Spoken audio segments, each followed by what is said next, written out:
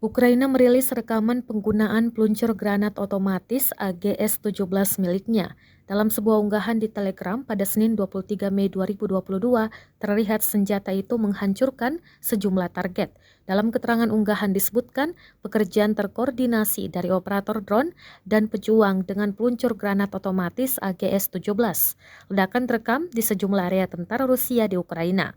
Rusia memasuki bulan keempat invasinya ke Ukraina pada Selasa 24 Mei 2022. Belum ada tanda-tanda serangan ini akan berakhir, meski sudah menewaskan ribuan orang, menyebabkan jutaan orang kehilangan tempat tinggal, dan membuat banyak kota menjadi puing-puing.